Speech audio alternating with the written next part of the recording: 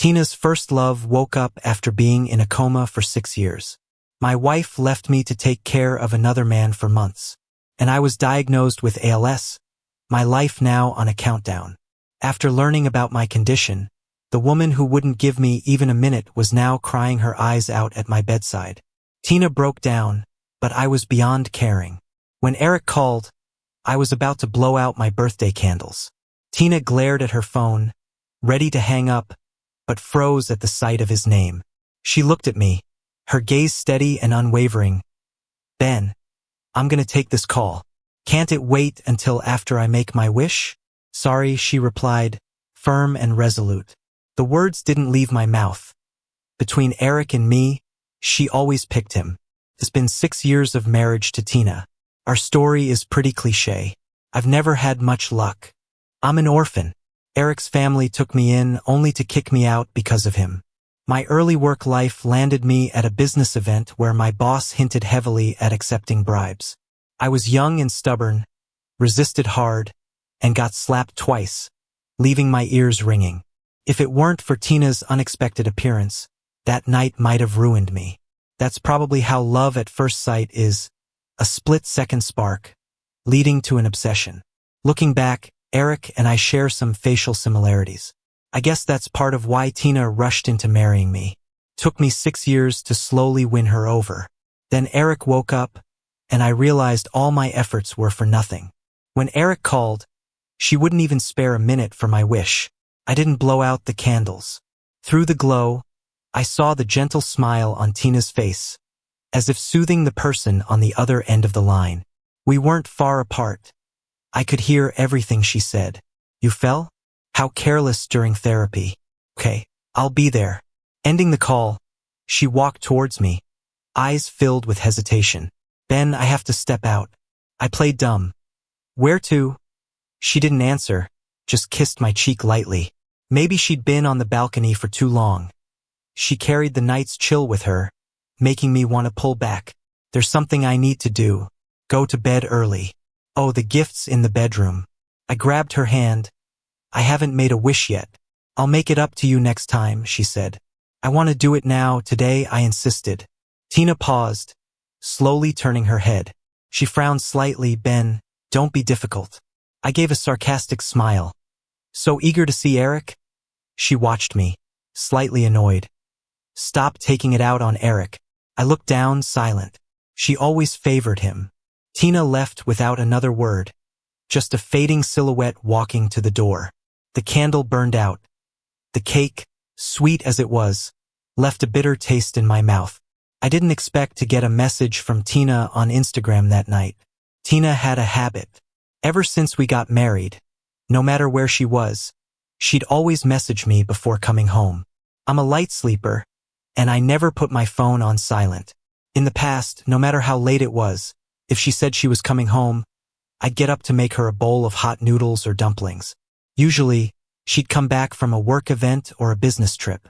Even though it was exhausting, it felt fulfilling and happy. Having the one you love close by. But what I saw in front of me snapped me back to reality. This time, her message wasn't words but a photo. Eric was looking at Tina, smiling.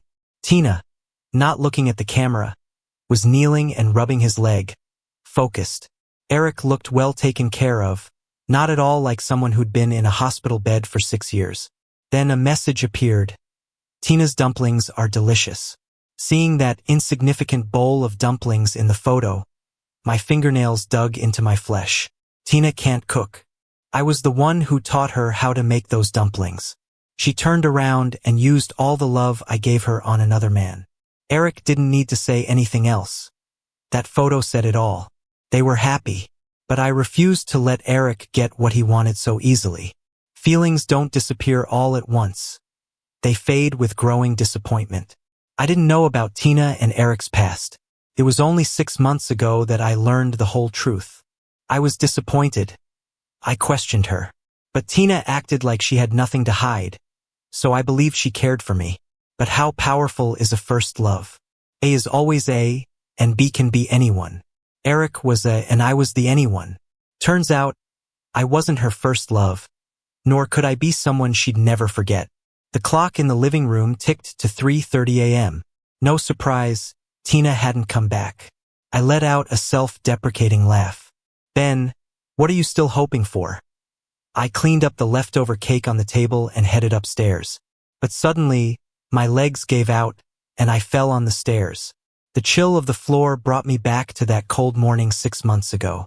The first week Eric woke up, Tina and I entered a major Cold War.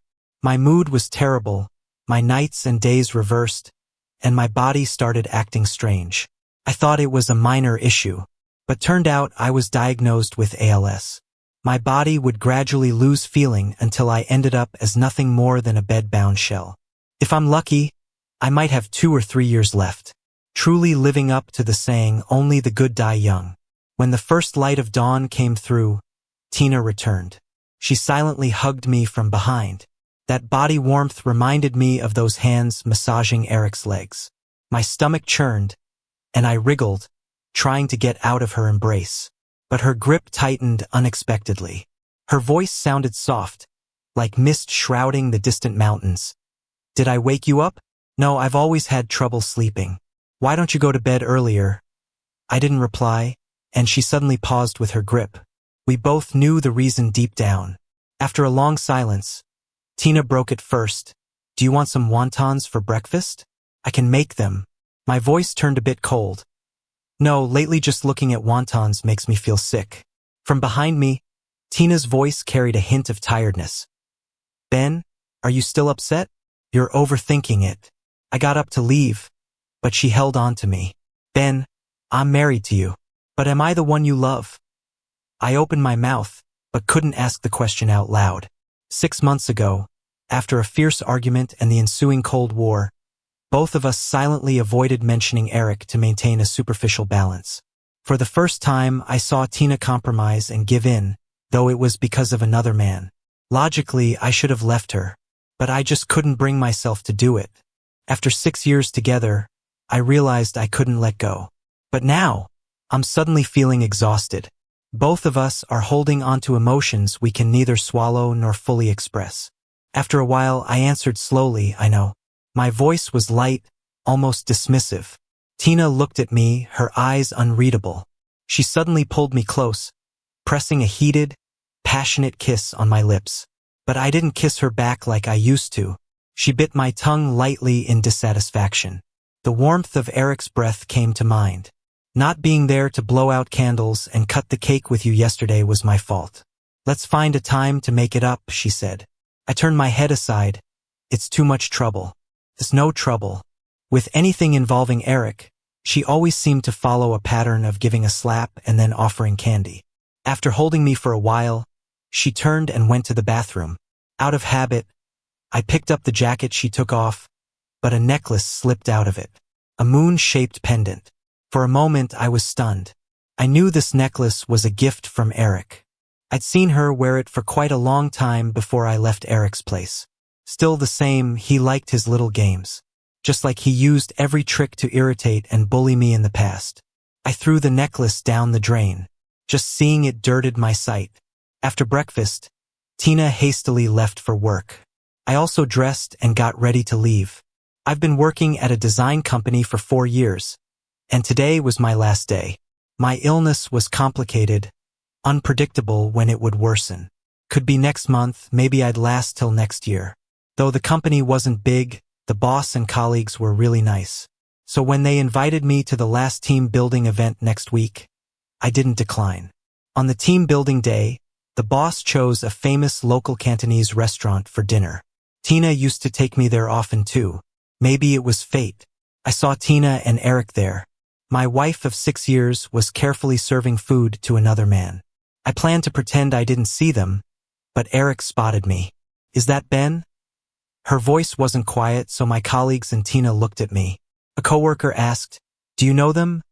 I pressed my lips together. No. You go ahead, I'll catch up. I walked over. Eric looked at me with fake surprise. Ben, what a coincidence. Long time no see, you here for a meal too? Seeing I wasn't responding, she glanced between me and Tina, then continued, but I remember you don't like Cantonese food. The food here is quite good.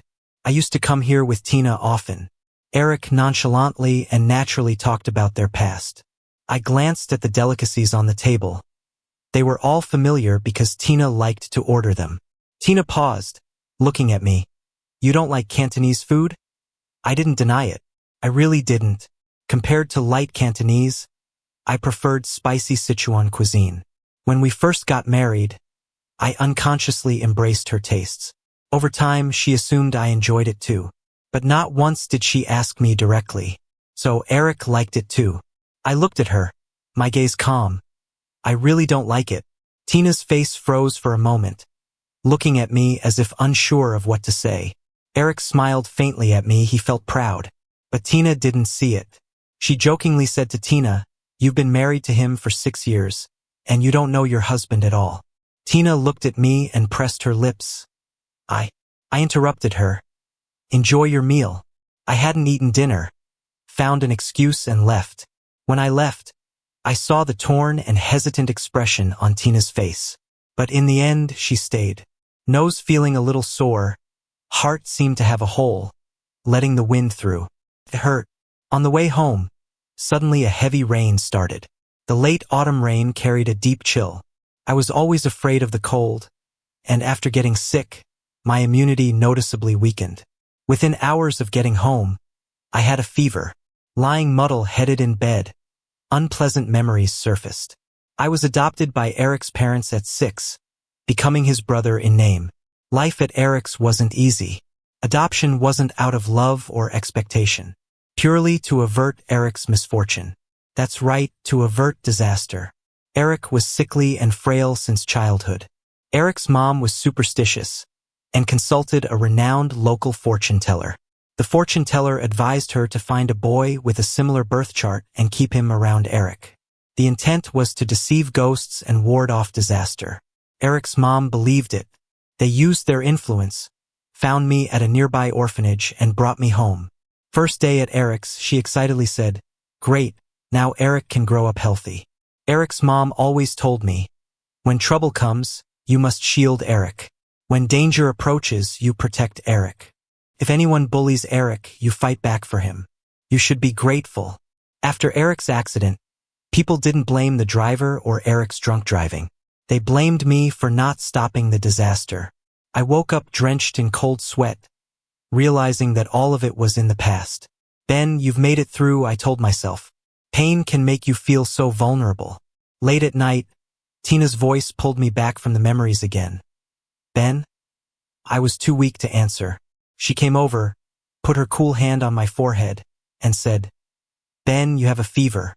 "I took some medicine," I replied. "You're burning up.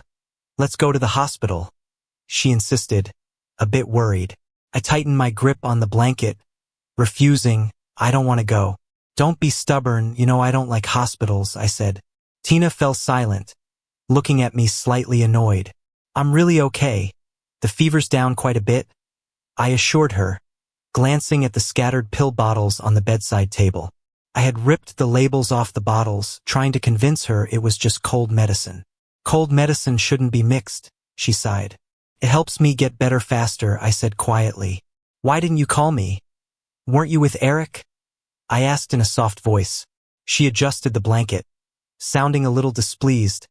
"Why do you keep bringing him up? Ben, Eric won't change our relationship." "What is our relationship now?" I suddenly asked. "We're married, of course." I asked her another question. "Do you remember the promise you made on our 3rd anniversary?" Her expression was a bit blank. She didn't remember. Of course, it was just something she said to please me. "You promised we'd never divorce. If Eric hadn't had the accident, would you have married him?"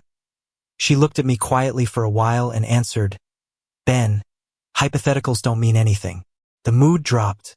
I turned my back to her, wrapping myself tighter in the blanket, feeling something inside me snap.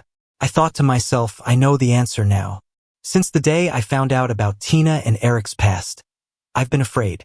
But 6 years of marriage gave me some confidence. I consoled myself, thinking everyone has a past. It just so happens hers was with Eric. But I overestimated myself. Maybe I've been let down too many times. I'm not as heartbroken now. This cold hit hard, dragging on for over a week. Maybe out of guilt, Tina stayed home with me the whole week. Occasionally, I'd hear her talking to Eric on the phone, though she tried to keep it from me. Even by my side, she never fully let go of Eric. The weather wasn't great, but we finally got a sunny day. I was out in the garden enjoying the sun. Spring seemed close. I suddenly got the urge, Tina, let's travel again in the spring. She hesitated for 2 seconds before saying, maybe next year. I'll be pretty busy for a while. My smile faded. I forgot Eric's rehabilitation was critical now, and Tina needed to be with him. But will I even see another spring? My condition was flaring up more often. I spent most of the time sitting in a chair, hiding how I felt from her. Tina handed me a glass of grapefruit juice. I remember you used to say you hated spring. Why do you always want to travel in spring now? I tilted my head back, shading my eyes from the bright sun with my hand. Before Tina, I really did hate spring. I was abandoned at an orphanage in spring. Dad said he was getting me cotton candy across the street and never came back. In spring, I was adopted by Eric's family. And again in spring, I was thrown out by them. It seemed like all my misfortunes began in spring. But then, I met Tina in spring. Her eyes, usually hard to read, melted into warmth and intensity, like the sun today. Tina leaned in and kissed me gently. Embraced, we couldn't see each other's expressions. A thought flashed in my mind. I whispered in her ear, Tina, can you love me a little more? It had been a while since we were this peaceful. Felt like the early years of our marriage. She held me tighter, her voice trembling slightly. Okay. I smiled slightly. Would losing me hurt more if you loved me more? I wasn't that gracious. I wanted her to remember me endlessly, to always see the shadow of my departure. Tina's grandpa's birthday came around. We got there early. She helped me out of the car. I'd hurt my ankle falling during a flare-up the other day. How'd it get so bad? She asked casually. Just pulled a ligament, I replied. She frowned a bit. Go rest in the room for now. We'll talk later. I didn't argue. My legs couldn't hold me up. She didn't come to find me that evening. There were many guests. She was probably busy. A servant helped me down the stairs. Through the crowd, I saw Tina and Eric at the entrance. Eric, all in white, sat in a wheelchair greeting guests. Tina was bent down, listening to him with a relaxed smile. They looked like a perfect couple. Meanwhile, the legal husband, seemed like an outsider. I wanted to run away, but I walked over. Tina. I called her from behind. She straightened up, a hint of surprise in her eyes, like she hadn't expected me to come down. She took me from the servant. Is your foot better? Much better, I said. As she looked at me, her grip on my arm tightened. The lively crowd fell silent when they noticed me. Someone spoke. Ben. The greeting was polite but distant, even though everyone knew Tina and I were married. I remember you're kind of Eric's younger brother, right? I gave a polite smile. I did used to live at Eric's place. Someone chimed in, if you're not feeling well, why don't you rest a bit? Tina and Eric can handle things here. I turned to Tina. Is that true? Tina didn't answer for a long time, so long that I wanted to pull my hand away. Feeling my movement, she tightened her grip on my arm. Tina looked at the person across from us. Her voice went a bit cold. No. The other person awkwardly diverted their gaze. Eric's smile froze at the corner of his mouth. He dropped his hand and his face turned a little grim. I gave her a slight smile, deliberately ignoring the resentment and jealousy on her face. Seeing the awkward vibe, someone quickly steered the conversation elsewhere, as if everything was normal. That little episode seemed like it never happened. They talked like nothing was wrong, naturally excluding me. No nasty words, just their looks, attitude, and actions telling me I didn't deserve to be by Tina's side, that I should obediently step aside for Eric. After the party, Tina was supposed to go home with me, but Eric claimed he was unwell. She looked at me, wanting to say something but hesitated. The night breeze scattered my words a little. Go ahead. She leaned in close. I'll be back soon. I gave a casual smile. I had used the same tactics on Tina before. What did she say to me back then?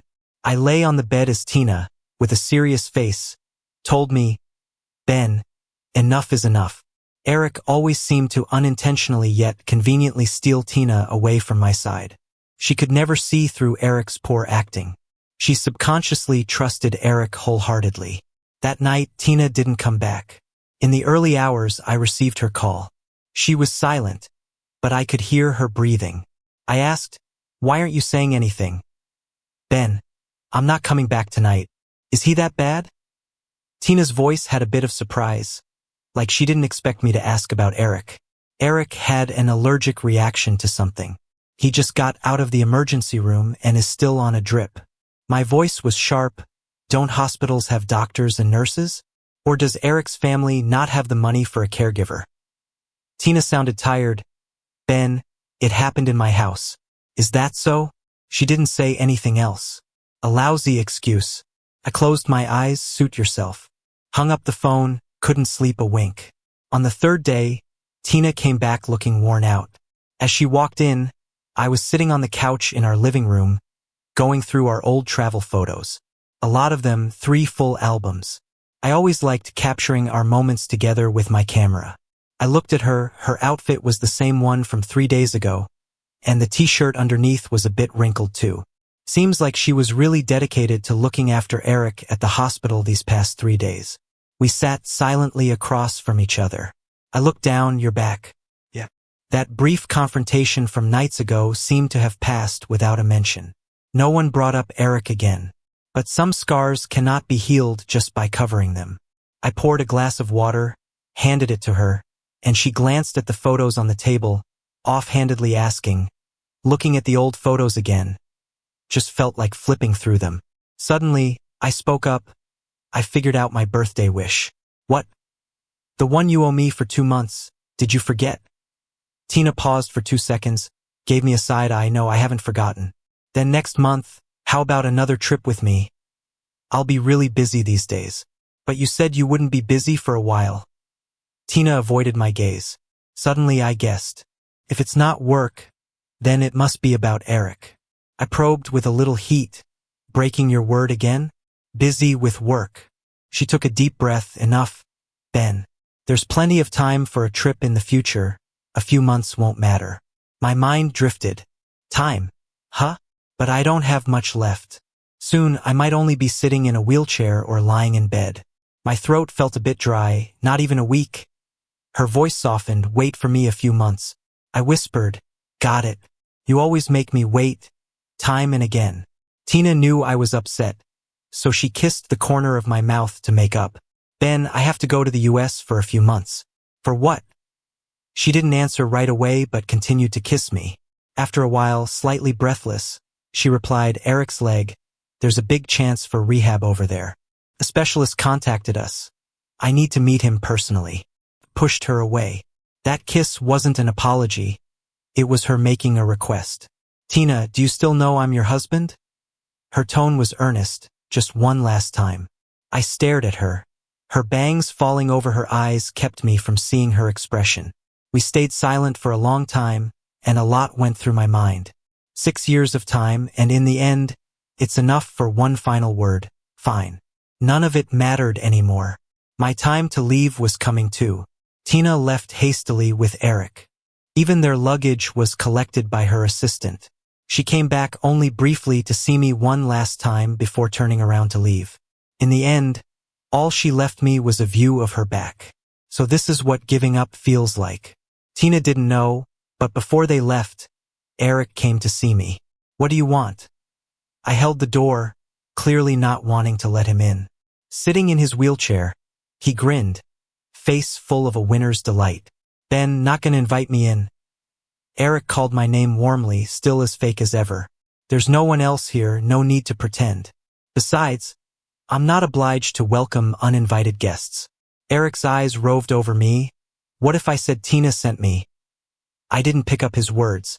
Since he woke up, the times we met were few, but every single time, his talk revolved around Tina. Eric's smile didn't falter. "Tina said she doesn't come home often. Must be lonely living in such a big place on your own.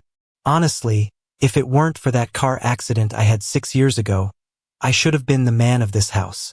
I leaned against the door, speaking calmly, "It's a pity then, that the person standing here today is me. As long as I'm not divorced from Tina, you can forget about stepping inside this house. After all, people always frown upon the third wheel." Eric's face showed a flicker of spite, but then he quickly masked it. "So what? You?" I interrupted her, leaned in, and said coldly, "You're scared." "What?" I smiled back at her. I said, "You're scared. Eric, you don't need to put on a front or act all high and mighty in front of me. If you were 100% sure, you wouldn't be here right now." Eric's expression darkened, but only for a moment. "The one who isn't loved is the side chick. Wait and see, Ben. I'll be the one who wins again this time. Honestly, I won't win. But from the moment I decided to let Tina go completely, I also knew I wouldn't lose. I just can't stand Eric's smug, self-assured face. After Tina and Eric went to the US, she sent me messages every day. Because of the time difference, she'd often message me in the middle of the night. I read every one but never responded. She didn't call either. She knew I was mad. It was always like that. Tina was never great at comforting anyone. Or maybe she just wasn't good at comforting me. She probably thought, as usual, that I'd come around and make things right.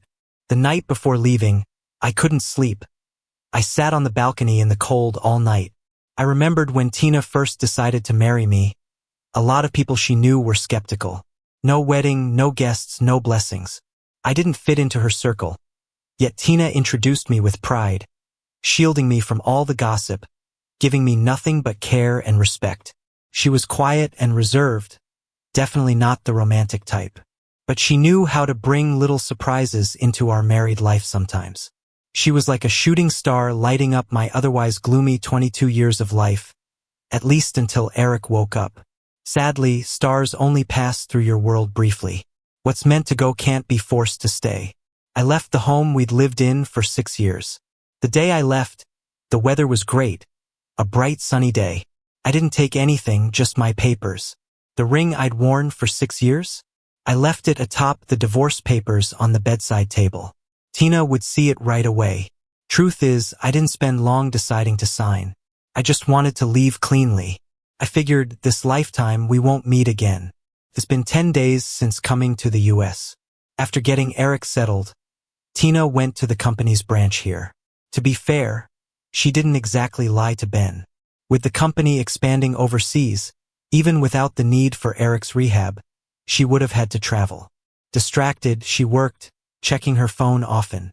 For 2 days, something in her gut kept telling her something was wrong. Almost 10 days now, and Ben hadn't contacted her or replied to her Instagram messages. That wasn't like him.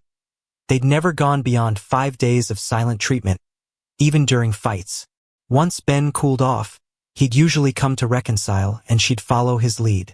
This time, Ben's odd behavior left her uneasy and even a bit confused. She had her assistant back home check up on Ben. Gone? What does that mean? Tina was stunned.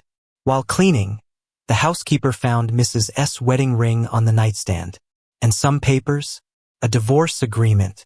Tina froze in disbelief. No way Ben could just leave her. She booked the earliest flight back home. When she returned, nothing seemed to be missing in the room. Not even Ben's warmth from the sheets. Only now there was that ring and the divorce agreement. Can't be. Ben's just testing me. She called Ben's phone, but the voice repeatedly said the number was no longer in service. In her 29 years, she rarely felt so helpless. She searched everywhere Ben might go, but nothing. Real panic began to set in. "Oh right, ma'am. While sorting the closet, I found an unfinished bottle of pills and some photos in Mr. S. clothes. This medicine doesn't look like the usual stuff we have at home." Tina took the pill bottle and absent-mindedly set the photos aside, feeling uneasier. She called her friend Jenny, a doctor at the first hospital. "Riluzole? Isn't that for ALS?" "Tina, who's using it? That disease is one of the hardest to bear." Tina's mind went blank. She recalled all Ben's odd behaviors in the past 6 months. The weight loss, the heaviness in his eyes, even those inexplicable falls. The pill bottle in her hand crumpled as she trembled. "It's Ben. The other end of the call went silent for what felt like an eternity. Tina, there's a specialist at the second hospital. I'll help you get in contact. Don't give up hope yet. Though it's incurable, focus on making the most of the time left. Tina felt numb, hardly able to breathe. Jenny's words seemed foreign. She felt drained, slumping onto the bed, but she still had no idea where Ben was. Her nose stung as she reached for the photos on the bed. In hindsight, it was silly. 6 anniversary photos from 6 years of marriage. They were like a tradition. The pictures were hung above their bed but were now dusty. She hadn't noticed when Ben had taken them down. She flipped the photos over and paused. Every photo had Ben's neat handwriting on the back, and she'd never noticed before. Year 1. I finally have a home. Turns out I can be this happy too. Year 2. Spring is here. Tina and I went to many places I always wanted to go. I think I'm starting to like spring. Year 3. Tina asked me what I wished for. I said I hope we don't get divorced. I want to be with her forever. Year 4. I want a baby. Doesn't matter if they look like her or me. But Tina always says there's no rush. Fair enough, we'll wait until our careers are more stable. Year 5. I think we can stay happy forever.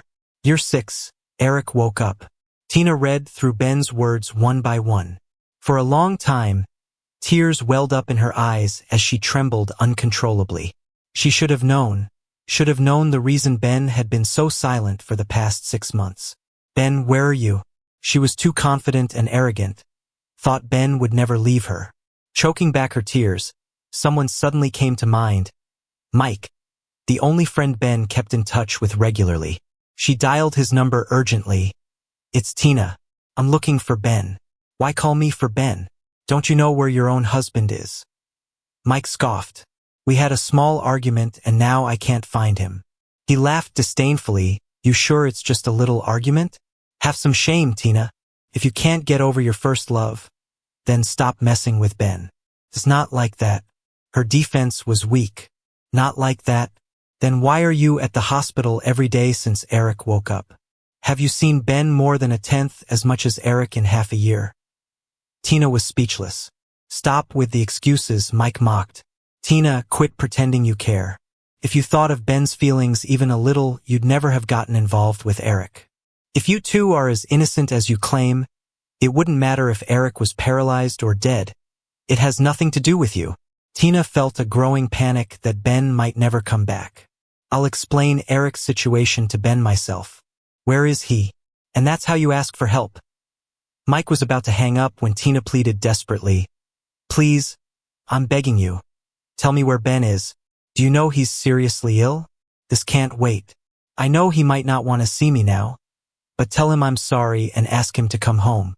I'm waiting for him. Mike remained firm. I don't know where Ben is. If he chose to leave, it's because he wanted to be far from you. Instead of bothering Ben, maybe ask Eric's family what they did to him. A knot formed in Tina's stomach. What could Eric's family have done to Ben? She only knew Ben had been taken in by Eric's family from the orphanage, but had never delved into his past. Suddenly, things she'd overlooked seemed to surface. She had someone thoroughly investigate Ben's history. She didn't know how she reached the last page of the report. Blood rushed to Tina's head, and she knocked everything off the table. No wonder. Eric's family never treated Ben well. His existence seemed to serve another person entirely. She had thought Ben was just upset about her past with Eric, blamed herself for being selfish. How must Ben have felt every time she chose to be with Eric, chose to trust Eric? He must have been so disappointed that he didn't even tell her he was ill. Even though he feared death, he chose to bear it all alone. What had she done? Tina went to visit Eric in the US. Tina, why'd you come back without saying anything? Eric greeted, but Tina fixed her red eyes on him. Have you met with Ben? Eric's smile froze. Why bring this up out of nowhere? Tina pressed on. What did you say to Ben? Just catching up, he answered, visibly tense. Anger rose within Tina. Eric, did you ever really consider Ben your brother? His face hardened, his smile strained. What do you mean? Tina, I did treat him like my brother, but you saw, he didn't appreciate Eric's family's kindness. Is that so? She threw a stack of papers at him. His face grew paler as he frantically brushed them aside. No, it's not like that. Ben faked this to trick you. Don't let him fool you. I investigated this myself, Tina said. Eric looked at her, defeated. And so what? Without Eric's family taking him in from the orphanage, giving him food, who knows if he'd be alive today. He grasped her arm. Is it wrong to pursue my happiness? Tina, I really like you. It should be us together, not Ben, who's nobody. Eric's harsh words pierced Tina's heart like needles. Rage surged within her. She pulled away from him. I found something else, Tina said coolly. Before we broke up, you were already messing with another senior. Weren't you? Eric fell silent. He suddenly laughed. Are you any better? If you really loved Ben that much, you'd have seen this by now. You can't say you never wavered. Mike's words echoed in Tina's mind, and she realized he was right. She wasn't blameless. You're right, she whispered, her voice raw, her eyes red. We're the guilty ones. Eric lunged at her in a fit of rage, but he lost control and fell to the floor. Boiling water from a nearby kettle spilled all over him. A sharp scream pierced the entire ward. The nurse rushed in, and Tina left without looking back. She didn't plan on letting Eric's family off the hook that easily. Friends called to persuade her. Are you really going to make everyone suffer for Ben? She didn't listen. It was as if she could atone and make amends this way. In less than a year, Eric's family went bankrupt. Now they're like rats everyone wants to get rid of. Eric's leg wouldn't stand anymore due to another accident. Kneeling in the rain, he cried and begged Tina. Tina, I was wrong. I apologize to you, to Ben. Please save me. Let Eric's family be. His father tried to salvage the company crisis and wanted Eric to take the fall for the company's financial misdeeds. Tina, looking down at him, said, This ending suits you perfectly. Ben, do you feel satisfied? I returned to there. This is where I was born, truly my hometown. I got in touch with Mike. He's probably the only person I still want a connection with in this world. We have a bond, I guess. We both came from the same orphanage and worked at the same company. Got close after learning about this at work, becoming friends who could talk about anything. Later, he got married and moved back. He was luckier than me. He found a great adoptive family. His foster parents loved him very much. He married a wonderful woman. His wife's family is well off and involved in politics with some influence. That's probably why Tina hasn't found me. I told Mike about my condition. He was both angry and heartbroken, holding me while crying all night. Why did you keep this from me for so long? I wiped his tears away, probably because I didn't want the only person I still cared about to be burdened by my sadness. That would make me more upset than the illness. Mike stayed with me for almost a year. My illness deteriorated faster than I thought. By late autumn to early winter, my hands and feet were completely immobile. I could only lie in bed all day. I thought I'd never see her again, but turned out I did see her one last time. Tina found me. One morning, I heard Mike's angry voice at the door. You still have the nerve to show up here. My husband is inside. Tina's voice sounded pained and tired. Ben has nothing to do with you anymore. Get lost. You're not welcome here. I'm here to take Ben home. Don't you understand human language? Do I have to get someone to kick you out? Tina looked a bit embarrassed, but she stood her ground at the door. I'll leave once I have Ben. When I heard her voice again, I was indifferent. Mike let her in. Tina, at this point, why are you being so stubborn? You can't fix anything. She looked stunned seeing me. Sure, I must look awful now. She staggered toward me, with a look of unprecedented helplessness on her face. Tina's eyes were red as she knelt by my bed, clasping my hand tightly and bowing her head. The palm of my hand was wet, and I heard unabashed sobs. Ben, I was wrong. Don't leave me. Let's go home, please. No, I answered without hesitation. Ben, I'm sorry. I know everything now. Really? Tina looked at me with burning intensity. Didn't you say you wanted to see the snow in Hokkaido? Get better and I'll take you there. I gave a slight smile. But Tina, I don't care anymore. Don't care for your kindness now. don't care for your belated affection. I once tried finding any trace of your love for me. But now, seeing you so full of feelings for me, I don't care anymore. Because I don't love you anymore. Ben, let me stay and take care of you. No need, you should go. Ben, we're married. I said coldly, I'll say it again, no need. You saw the divorce papers, right? Tina's face fell, and she lowered her head. I don't agree. If you want me to leave peacefully, then sign it. Her mouth trembled. Her eyes filled with pain. I looked at her calmly. Do you remember you owe me a birthday wish? That's my only wish now. Tina laughed at herself. Ben, do you hate me this much? I don't hate you.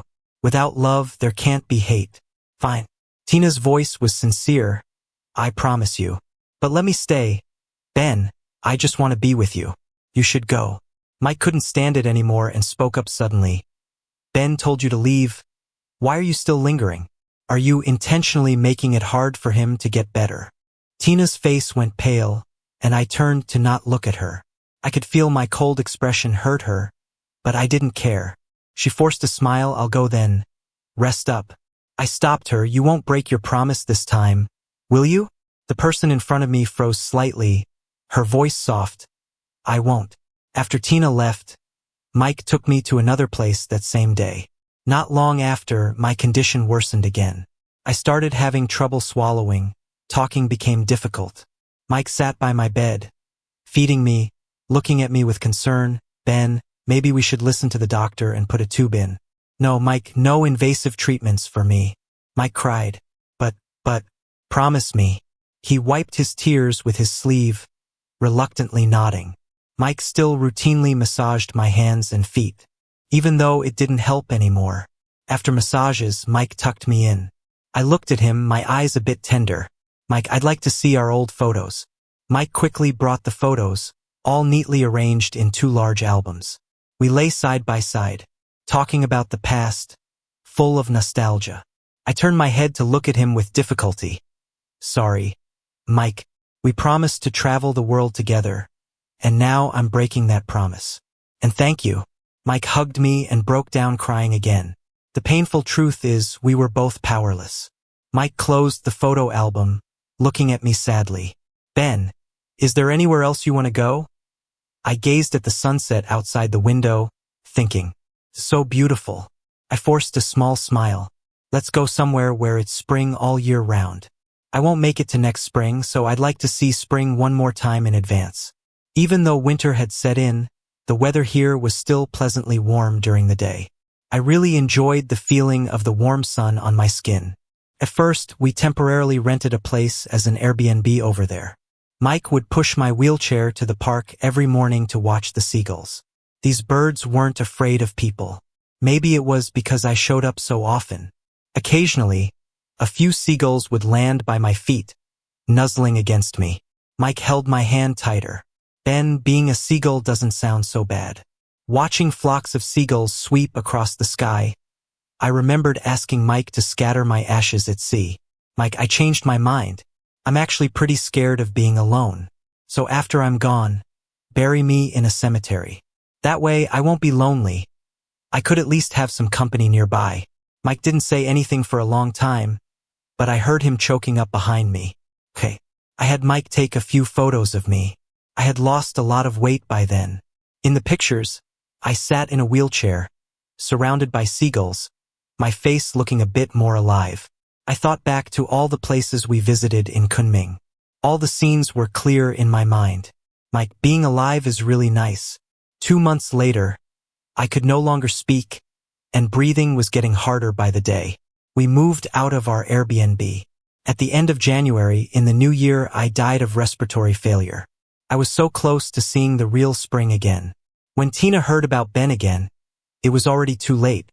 She only saw a cold tombstone. Mike hated her for it. Did Ben leave any final words?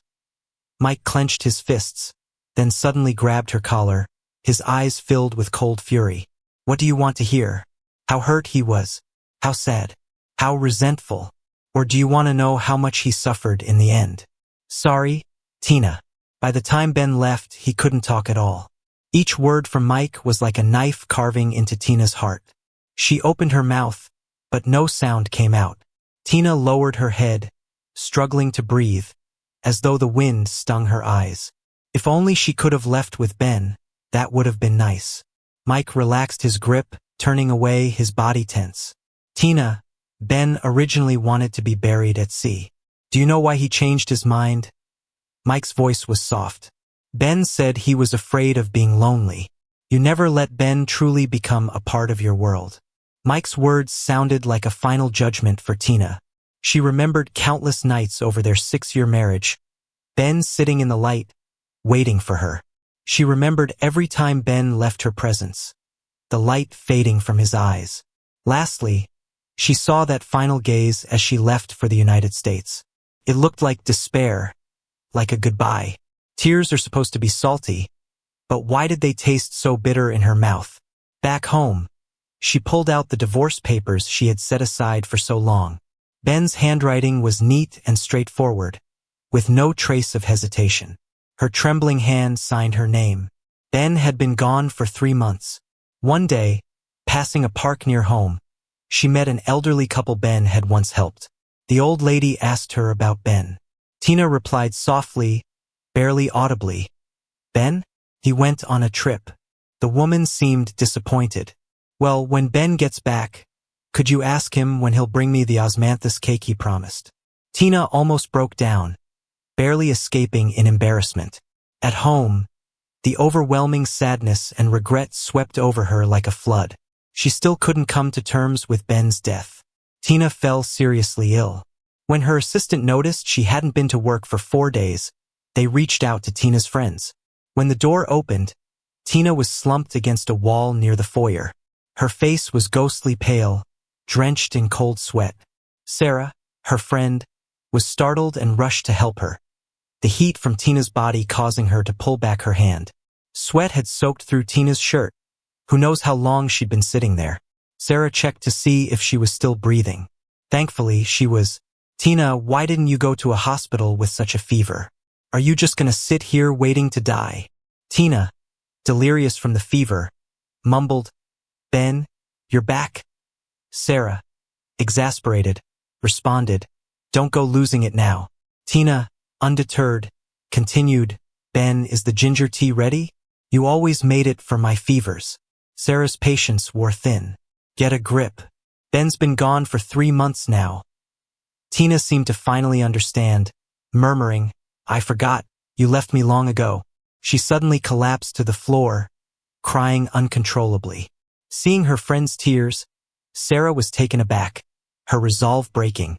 Until today, she hadn't realized the extent of the impact Ben's death had on her. When Tina woke up again, she saw nothing but the stark white ceiling above her. Sarah immediately started trying to reason with her. Tina, he's gone, you know? Hurting yourself won't bring him back. Tina's voice was empty. I know, because she knew this better than anyone. She chose the pain over facing reality. She couldn't pull herself from a world without Ben. Sarah was silent, eventually urging you should try to live well. On the path beyond life, he probably wouldn't want to see you like this. Tina covered her eyes, tears sliding bitterly down to the corners of her mouth. Yeah, Ben was so stubborn. Once he made up his mind, he never looked back. Just as resolute as he was when he loved her, the very same when he completely walked away. After being discharged, Tina found out where Ben had last stayed in Kunming. She began watching the seagulls day after day, just like Ben did. The last world in Ben's eyes was like this. Tina went back to work. Everything was just the same as before. The only difference? She never stayed overnight at the office anymore. No matter how late it was, she always came home. Ben, I'm back. It was quiet. No response. But she didn't mind. She hadn't thrown away any of Ben's things. They were all still there. Yet, somehow, Ben's presence in the room was fading a little more each day. Maybe because he wasn't there anymore. She lay on the bed. Tears silently slid down her cheek. It's okay. She thought to herself. Ben, this time, it's my turn to wait for you. Bonus content. Does ALS cause a lot of pain in the later stages? What? The doctor didn't seem to hear me, so I repeated myself. Half a year after Ben passed, I found his primary doctor. We talked for a long time and he was very detailed. No effective treatments. The medication just buys time. Due to individual differences, the disease progresses and manifests differently for each person. But what's certain is that whatever treatment, the pain ALS patients endure in the later stages is unimaginable. That day, I cried in front of someone else for the first time. After that, I did my own research.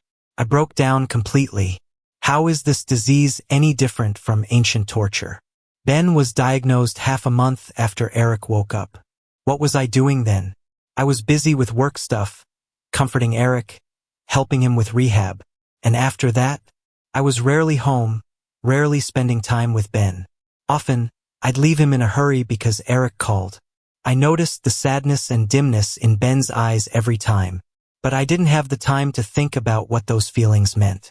Or maybe I just didn't want to think about it. Having Ben by my side was enough. Eric and I were a thing of the past. At first, I stayed with Eric out of guilt. Ben didn't know, but I was partly to blame for Eric's accident.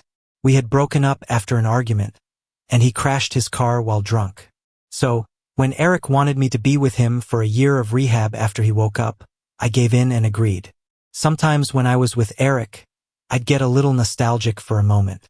But my feelings for Ben were genuine. I never planned on divorcing Ben, that's the truth. I didn't fall for Ben because he looked like Eric.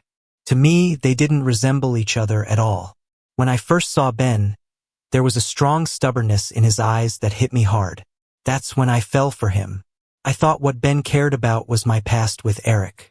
Ben always went along with me in everything, and I thought he'd never leave. I wish I'd been more thoughtful. Maybe things would have been different.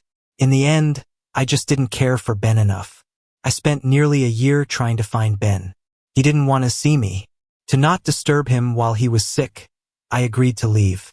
I didn't know that'd be the last time I'd see him. When I finally found Ben, all that was left was a cold gravestone.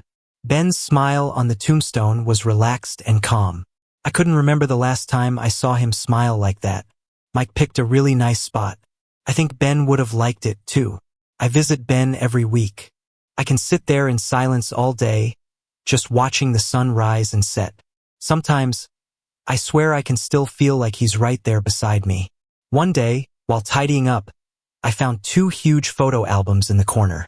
I knew we took a lot of photos when we traveled, but I rarely looked at them. Ben flipped through them a lot, though. One picture was left out. It was our last trip together. On the back, Ben had written, "Next time, let's see the ocean." My heart ached. I remembered the last time he asked if we could travel again and the faint hope in his eyes. But I never said yes. In the second March after Ben passed, I went to see the ocean alone. I understood why Ben wanted to come here. The ocean was beautiful. Everywhere I looked was like a perfect picture. Ben, spring is here.